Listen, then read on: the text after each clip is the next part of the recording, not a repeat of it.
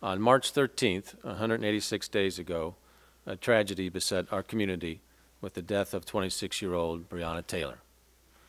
Her death has ignited a movement in Louisville and the nation for racial justice, sending thousands into our streets and cities all across the country and the world, all crying out for justice for Breonna.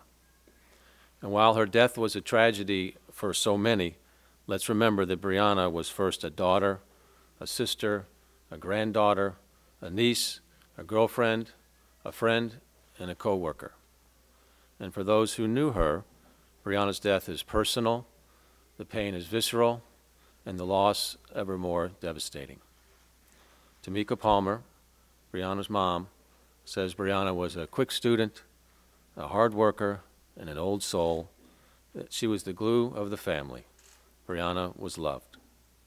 I cannot begin to imagine Ms. Palmer's pain, and I'm deeply, deeply sorry for Breonna's death. While we await a decision from Attorney General Daniel Cameron on whether or not charges will be filed in this case, my administration is not waiting to move ahead with needed reforms to prevent a tragedy like this from ever happening again. That's why I'm here today with the family of Breonna Taylor to announce that Louisville Metro government has settled the civil lawsuit with her estate. As part of this settlement, Louisville Metro government agrees to make several important policy changes. First, to build stronger community connections between our police officers and the people they serve, we will, one, establish a housing credit program to incentivize officers to live in certain low-income census tracts within the city, and we will encourage officers to volunteer 2 paid hours every 2-week pay period during their regular work shift at an organization in the community that they serve. Next, as I've said before, we often ask our police officers to not only keep the peace, but to deal with challenges that society has failed to address, from mental health to homelessness to substance abuse and everything in between.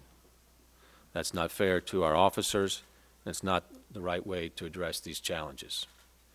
That's why we will create a program to include social workers at LMPD so they can provide support and assistance on certain police runs where their presence could be helpful. Metro Council has already initiated funds in this activity. And finally, we must have transparency and accountability for the work that our officers do. Good officers appreciate sunlight on their work, and we will take several steps to shine that light, including the following. We will now require a commanding officer to review and approve all search warrants, affidavits in support of search warrants, and risk matrices before an officer seeks judicial approval for the warrant. We're creating a clear command structure when executing warrants at multiple locations.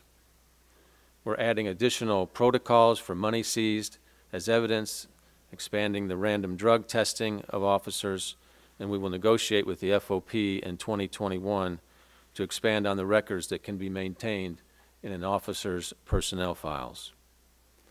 We have updated the process when a police officer is being investigated by our professional standards unit and leaves LMPD before the completion of that investigation. Going forward, the chief's closing letter will state his or her findings based on the evidence that exists in the file at the time of the officer's separation from LMPD, if sufficient evidence exists in the record to make such a determination, or will state that insufficient evidence exists to make a finding. If the nature of the complaint is significant enough to have reasonably resulted in the suspension of the officer, the investigation will continue gathering evidence to evaluate if additional officers were involved or other problems exist. And finally, in order to ensure monitoring of any officers who may need additional training or other support, we will implement an early warning system that tracks all use of force incidents, citizen complaints, investigations, and other key factors. As part of its ongoing top-to-bottom review of LMPD, Hillard Heinz will evaluate the early warning system and recommend any needed improvements. This system will also be monitored through the soon-to-be-formed Office of Inspector General. These are significant policy changes on top of many others that we've already made, including those that are part of Breonna's law, as well as changes to policies on use of force and if tear gas would ever need to be used.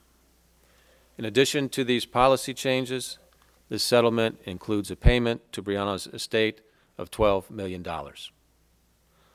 I'm grateful for the hard work of my team and that of County Attorney Mike O'Connell and his team, and the cooperation and thoughtfulness with which the Taylor family and her attorneys work with us to get to this point.